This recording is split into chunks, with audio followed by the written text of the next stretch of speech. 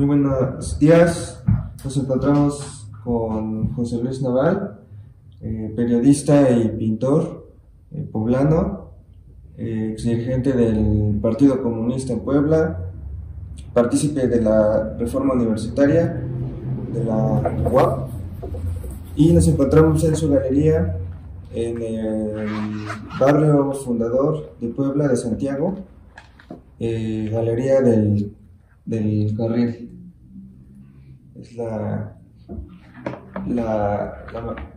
manera en que presentamos a este compañero, y en este momento estamos abordando una pregunta relacionada con la política, y pues antes de entrar a ella, no sé si quisieras hacernos un comentario inicial, José Luis. Sí, bueno, pues en primer lugar, gracias por venir a escuchar algunas opiniones mías sobre la política en cuestión relativa al arte, en concreto a la pintura. Bueno, ustedes más o menos saben, han visto una parte de mi obra plástica. Yo soy un pintor figurativo. Y bueno, la relación ahí es que el arte siempre ha estado íntimamente ligado a la cuestión de las dirigencias y de los organismos políticos. ¿Y por qué? Porque de una u otra manera los pintores, desde que decoramos las viejas cavernas, por ejemplo en España, dos o tres cavernas, que es muy clara su visión, ¿no? Ha sido diferente, como que de una u otra manera, por esa habilidad que tenemos y que se cultiva, de poder dibujar, de poder representar la realidad, pues siempre hemos tenido una actitud, ¿qué dijéramos?, de vanguardia. Por ejemplo, la pintura prehistórica, que se da fundamentalmente en las cavernas, es una, que en mi opinión, ¿verdad?, son representaciones de cómo se cazaban, por ejemplo, los ciervos, los venados, ¿verdad? En fin, las otras especies, y muchas de ellas son excelentemente dibujadas, muy sintéticas. Ese es un concepto muy importante en la plástica, que es la sintetización del objeto. Eso es muy importante, porque en toda nuestra historia como civilización humana la hemos utilizado. Por eso, antes del siglo XIX, por ejemplo, los pintores estaban supeditados, estaban muy controlados, en primer lugar, por la Iglesia, sobre todo en el occidente.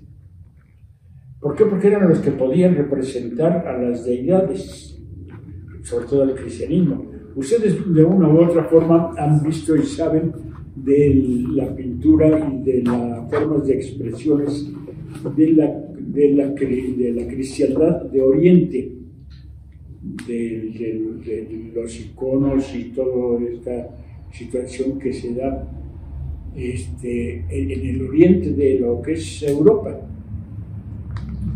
Era muy estricto su concepto de cómo representar a Jesús, a la Virgen María, muy estrictos, con mucho orden y mucha fidelidad. No se podían salir así de las normas ya establecidas por la dirigencia política del cristianismo. Es hasta después, sobre todo después de la división de Oriente y Occidente, de Roma y Constantinopla, ¿verdad? Que se hace, que hay una más libertad en el sentido de cómo representar a las deidades, ¿verdad? Una expresión importantísima en la Capilla Sixtina de Miguel Ángel. Él usó para las santas y las vírgenes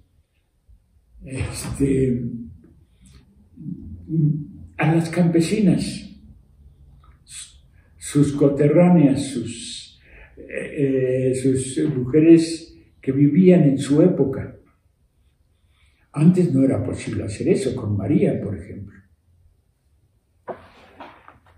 Y eso es interesante porque el objeto, cómo se describe y cómo se visualiza plásticamente. Para eso, ¿qué tendrá? 1200 años la actitud de Miguel Ángel al pintar la Capilla Sixtina. Y, por cierto, aquí Casla, Bonambach, son 800 años antes que Miguel Ángel pintara la Capilla Sixtina, ¿verdad? Pero es igual, ¿verdad? La forma que tenía la cultura mesoamericana, la civilización mesoamericana de representatividad de la realidad objetivamente, cómo describirla plásticamente, porque eso es lo que hacemos los lalocas, ¿verdad? Los pintores de la antigüedad, como los pintores de Miguel Ángel, en fin, los chinos, los hindúes, ¿verdad? La gran cultura del norte del África, igual. Muchas de sus obras, por ejemplo, de los africanos, son verdaderas esculturas modernas. Eso es muy interesante porque nosotros nos manejamos con que somos los modernos. No, no es cierto. Eso no. Bueno, moderno viene de moda. Y las modas son el momento, órale, así, ¿no? Son expresiones del ser humano de representatividad del objetivo, de describir cómo es el objetivo. Aquí en mi obra, pues como es figurativa, entonces se puede ver cuál es, describimos, sí, el objetivo con figuras, sobre todo humanas, pero no, su significado es de otro tipo. No es como la fotografía, ¿verdad? Clásica, ¿sí?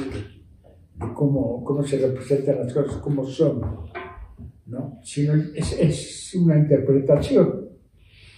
Pero no es nada más mi interpretación, está ahí expuesta, ¿verdad? Porque cada persona puede encontrar un significado diferente al que yo hice.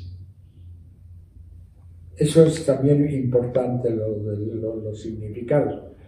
Y miren, de hecho, es en el siglo XIX cuando se empieza a crear el aura alrededor de los pintores, ¿verdad? ¿Por qué? Porque de una u otra forma, nosotros al investigar la realidad, al describirla objetivamente, de una u otra manera, tenemos un conocimiento de vanguardia al estudiar esa realidad.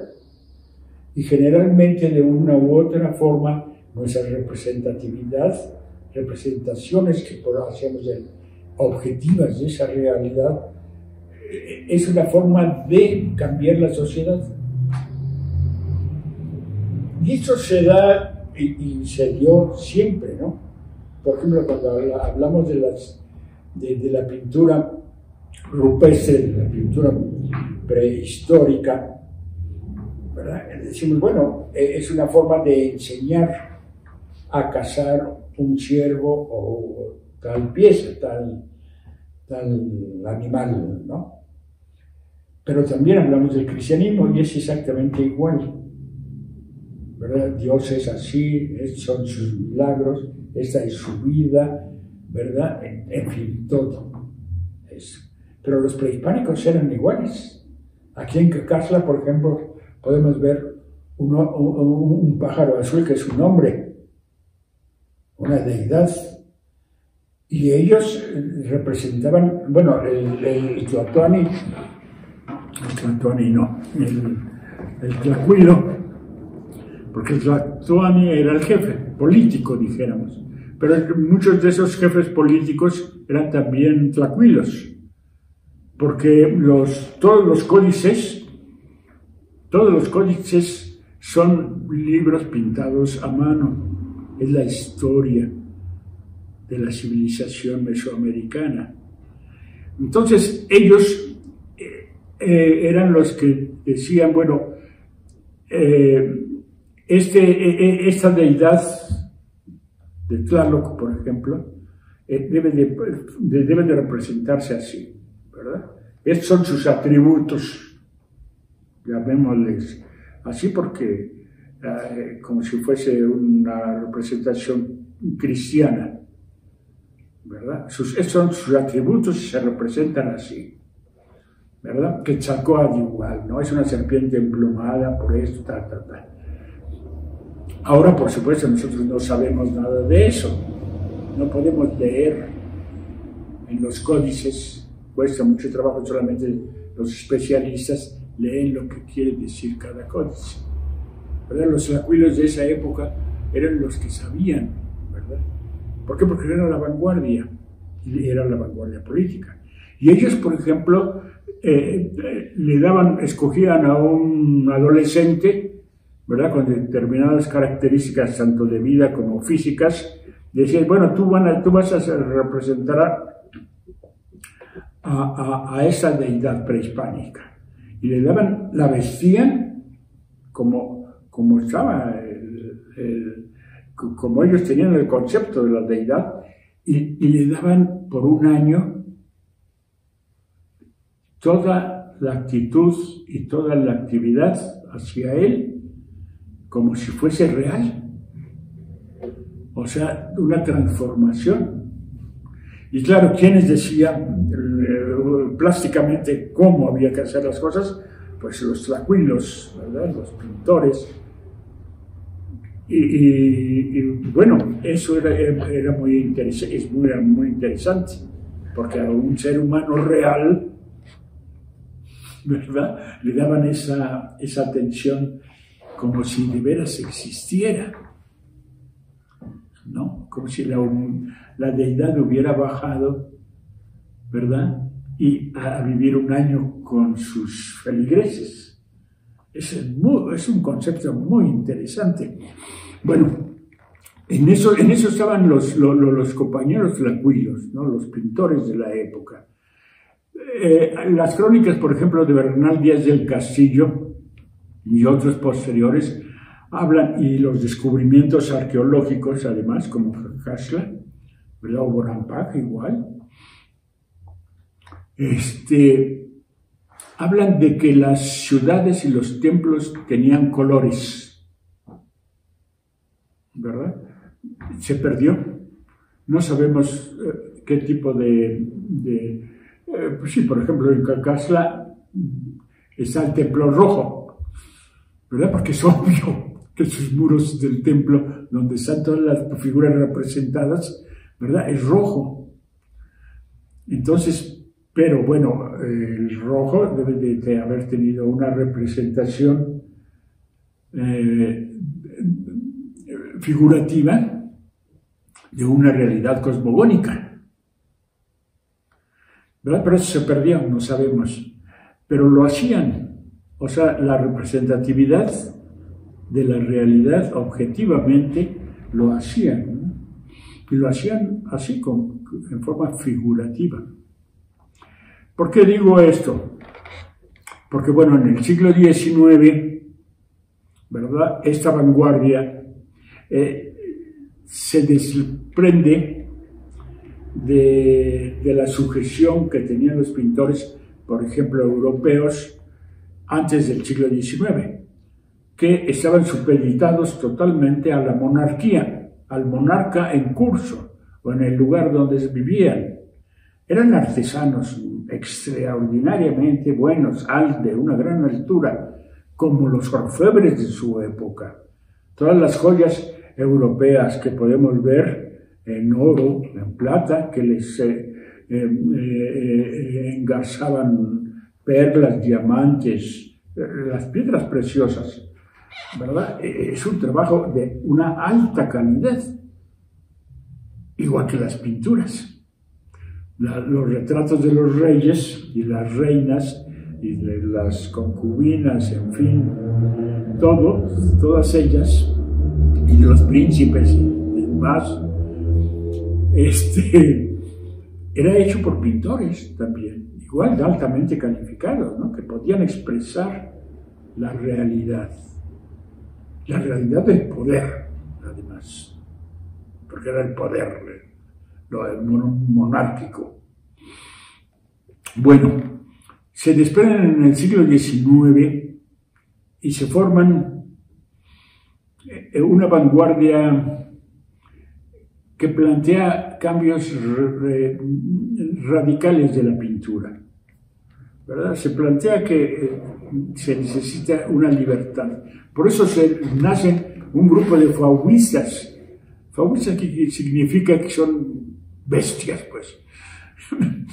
Y en comparación, como empezaron a pintar los fauvistas, ¿verdad?, y todos los futuristas del siglo XIX, a finales del siglo XIX, sobre todo, con la academia clásica, ¿verdad?, la formación clásica de los pintores, pues sí eran unas bestias, ¿no? Pero eso, ¿qué hace? ¿Qué permite? Una libertad de la vanguardia de los pintores, una transformación ideológica de la realidad. Ya no es la representación así mecánica, ¿no?, objetiva de los objetos y de la vida y de los seres humanos, no, ya es una interpretación diferente, radicalmente diferente. Eso ayuda mucho a la liberación, no nada más de la pintura, sino de infinidad de cosas. Bueno, pero ya en el siglo XX se da la misma situación, sobre todo en París, ¿no? Están los futuristas con este ruso Kandinsky. Ese Kandinsky nace en Rusia, pero, ¿verdad?, él no está de acuerdo en la época, él nace en la época de los zares, ¿verdad? Y le agarra la revolución y le ayuda mucho a su liberación, ¿verdad? Pero él, de hecho, se convierte en un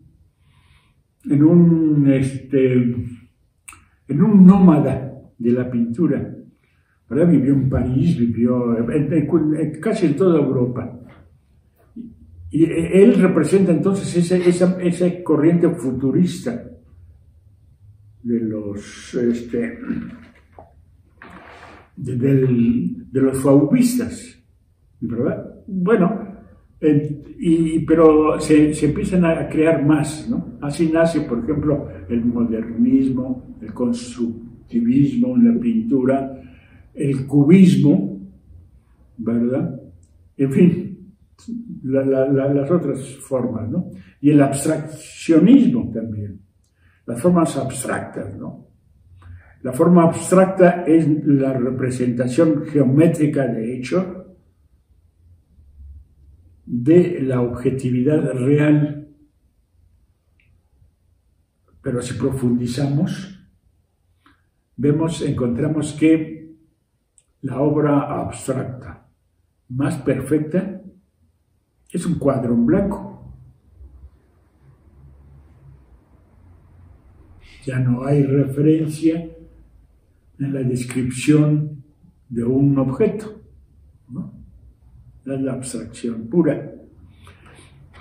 Bueno, pero políticamente hablamos de que es una vanguardia plástica y transformadora de la sociedad. Bueno, pero junto con ello también están los poderes políticos.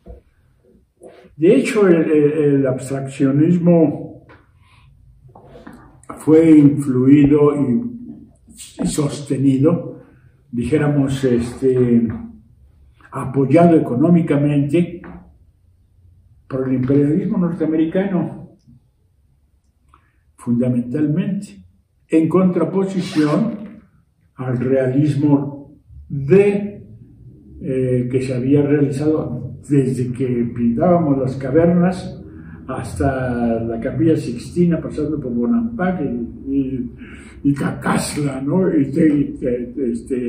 Bueno, toda la pintura de la civilización mesoamericana.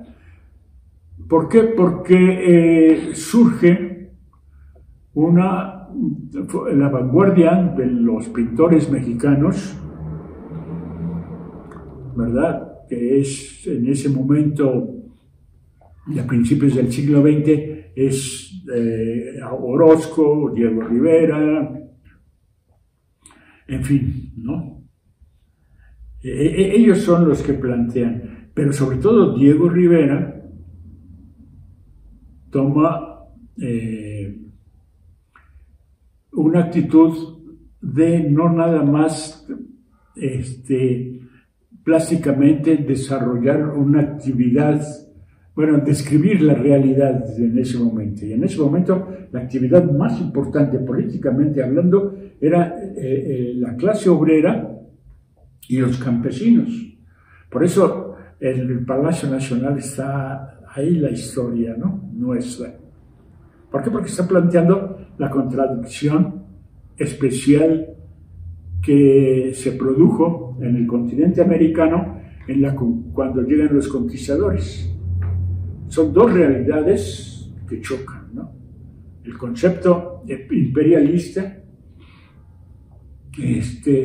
anglosajón fundamentalmente, pero en el siglo XVI era español, ¿verdad? Pero era en la esencia de los imperialismos europeos occidentales, es esa, ¿no? El saqueo de los materiales necesarios, pero fundamentalmente oro y plata, al principios del siglo XVI. Y después todas las materias primas. Pero no nada más eso, sino incluso ellos vuelven a construir, a desarrollar la esclavitud. Por eso es que están llenos en los Estados Unidos de hombres y mujeres traídos del África, ¿verdad? Pero también en Brasil, porque era parte de la explotación, ¿no? ¿A cambio de qué? De una, entre comillas, una civilización que está en duda, ¿no? Porque pasan 500 años y seguimos exactamente con la misma contradicción. Externamente les interesan las materias primas, como en este caso el petróleo, el litio, ¿verdad? El agua, en fin, ¿no? Fundamentalmente esas materias. Pero también, por ejemplo, con nosotros tenemos ahora, obviamente, un problema muy serio con los productores estadounidenses, sobre todo, de maíz, ¿verdad? Si nosotros, como civilización, como seres humanos desarrollados, fuimos la única civilización que crea su propio alimento, ha sido la mesoamericana, ¿verdad? Hay fósiles encontrados aquí en Tehuacán del maíz primitivo, que fue desarrollado, fue hecho por los hombres, su propio alimento. Bueno, ahora tenemos ese mismo problema, ¿no? Los Estados Unidos nos dicen exactamente que no podemos sembrar nuestro maíz, que ellos nos dan las semillas del maíz transgénico ¿verdad? Para que nosotros, ¿cómo no? O sea, es la misma contradicción de hace 500 años, antagónica totalmente, ¿no? No hay soberanía, no hay... Bueno, eso viene a cuento, ¿por qué? Porque en la plástica nosotros podemos ver, ¿verdad?, cómo, sobre todo, Diego Rivera en los murales de la Secretaría de Educación en la Ciudad de México, ¿verdad? Hay un elogio y una maravilla de transformar, de descripción del culto al maíz por los mexicanos de siempre. Y uno ve y dice, no, pues sí, así es, así ha sido. Entonces, en esa pugna se da también en la vanguardia. Los Estados Unidos empiezan a promover el abstraccionismo, porque la plástica abstracta no produce un cambio, no es agente de cambio. Entonces, dice uno, bueno, fueron promovidos por ellos, ¿no? Ahora no hay ya esa situación, pero puede darse de nuevo, ya que ellos han sacado ahora la nueva Guerra Fría, ¿verdad? Y no les interesa la cultura tradicional de las viejas tradiciones, de las viejas civilizaciones. Esto es muy complejo, muy abierto el tema. Entonces no es fácil resumirlo. Y para terminar, yo creo, para darle un final más o menos, yo creo que sí tenemos que insistir en que hay una nueva situación que se ha creado de una u otra manera. Bueno, primero la fotografía cambia radicalmente el concepto de la plástica, de la pintura, ¿verdad? Ya no es necesario describirla así, ¿no? Fielmente, como la vemos, ¿no? Pero ahora estas nuevas formas de tecnología digital ha abierto una posibilidad más grande todavía. Miren, por ejemplo, el muralismo, ¿no?, que estábamos hablando de la vanguardia del siglo XX, principio del siglo XX, iniciada por los pintores mexicanos, ¿verdad? Y hablábamos de ellos, ¿no? Por ejemplo, Siqueiros es el que plantea por primera vez la necesidad del arte público. Por eso es que él pinta muchos murales de una gran movilidad.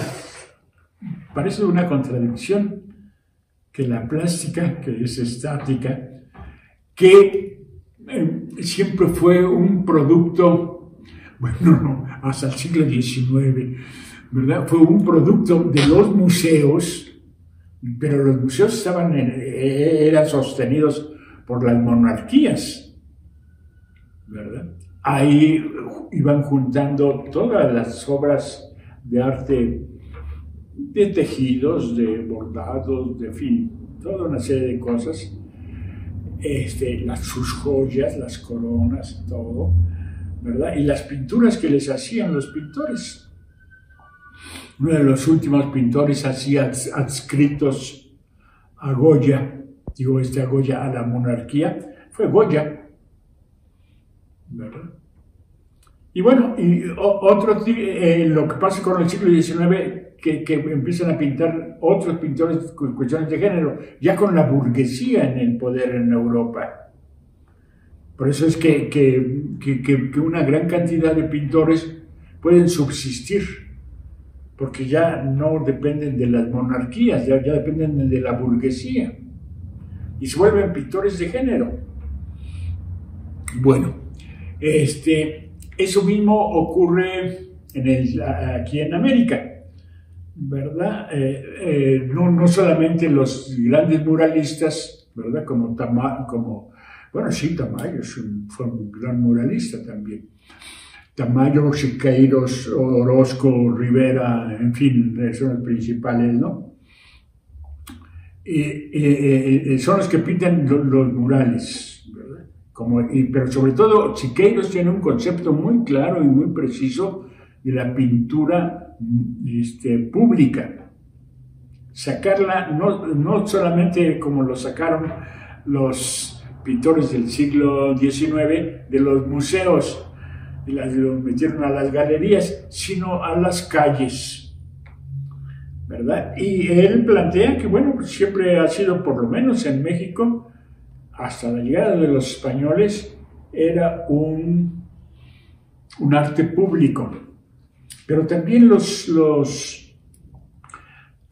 franciscanos, sobre todo, al principio de la colonia, usaron el arte público a pintores, a los tlacuilos de su época. Y los pusieron ¿a qué? A representar en lienzos, en frescos, también en las iglesias, la nueva religión, que era el cristianismo, sus pasajes principales, ¿no? Así siguió en las obras de teatro también funcionaban, ¿no? Les echaron los telones y eso, les decían cómo pintar las cuestiones. Pero bueno, ya en el siglo XIX, ya el país es un país independiente, además está en proceso una gran transformación económica, que es la Revolución Mexicana de 10-17, ¿verdad? Y su expresión cultural, su expresión de la vanguardia popular, ¿verdad? Se da en la plástica, no solamente en los muros, también dijéramos, en la plástica más popular todavía, que eran los grabados, ¿verdad? Los grabados se inician en nuestro país popularmente como un arte público con José Guadalupe Posada, pero después viene el taller de gráfica popular, por ejemplo, ¿no? Los más grandes grabadores del siglo XX, ¿verdad? Se formaron en los talleres de la gráfica popular, que no eran más que eso, ¿no? Y ahora todavía todos los movimientos de una u otra manera disidentes del sistema capitalista, porque eso es importante, ¿eh? Aquí en este mundo, en este continente, los españoles no nada más trajeron a la religión cristiana, ¿verdad? Y a la forma de producción feudal, ¿verdad? Que eran las haciendas, ¿verdad? No solamente eso, sino también trajeron el capitalismo. En América no existía el capitalismo. Por eso todos los movimientos disidentes desde hace 500 años son anticapitalistas y antiimperialistas. Porque la bronca nos sacó el primer encuentro con el imperialismo español, nos descarrila, ¿verdad? Y perdemos la soberanía, perdemos la independencia y es sistemáticamente destruida la civilización mesoamericana día a día por 300 años y todavía continúa, Todavía continúa esa actitud, ¿no? Entonces, esa contradicción siempre se ha expresado en las vanguardias que luchan por un cambio social y han utilizado la plástica, generalmente el grabado, ¿verdad? En las luchas. Podemos ver, hacer un análisis de todos los movimientos sociales que ha habido en el país, ¿verdad? Y siempre hay una expresión gráfica que sintetiza la lucha de esa vanguardia social en ese momento. Bueno, entonces ahora lo que hemos visto, por ejemplo, ustedes aquí cuando llegaron al taller, pues vieron tanto aquí en el mural de la casa, en la pared de la casa, y en la esquina y a la vuelta, y en fin, en toda esta zonita, murales pintados, ¿no? ¿Por qué? Porque ahora se ha vuelto mucho más democrático la pintura, ¿no? Claro, todos, la inmensa mayoría son figurativos, ¿verdad? O sea, cumplen con la tradición tanto mexicana como italiana, pero la italiana pues, es más joven que la que produjo la civilización mesoamericana, ¿no? Entonces, pero se produce y se vuelve un arte público también. Claro,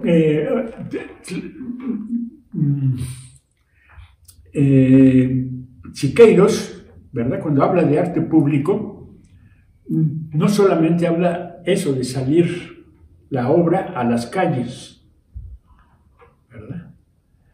No, sino además dice, bueno, si la obra va a salir a las calles, se va a encontrar con una realidad de alto movimiento, de gran actividad. Entonces hay que hacer que la pintura se mueva como su época, ¿verdad? Por eso el centro que pintó en la Ciudad de México, famoso, que está en la avenida Insurgentes y, no me acuerdo la otra calle, ¿verdad? Que es público las cosas, ¿no? Pero si nosotros entramos, por ejemplo, a este mural que pintó, me parece que en La Raza también, uno entra y conforme uno deambula, camina en la galería, la pintura se nos mueve.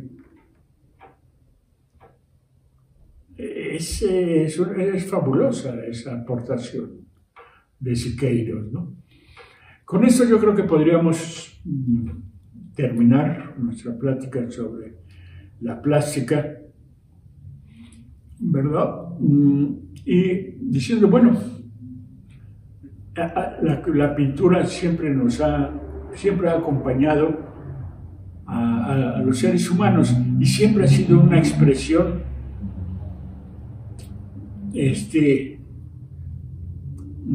objetiva de las clases políticas que en ese momento hubo, que sea, ¿verdad?, están en el poder, para bien o para mal, pero siempre ha sido eso. Así concluimos. Te agradecemos esta entrevista, José Luis. Ya nos quedó más clarita la cuestión y pues esperamos que haya más de estos videos. Posteriormente vamos a ir tratando de ir haciendo. Muchas gracias, José Luis. No, gracias a ustedes.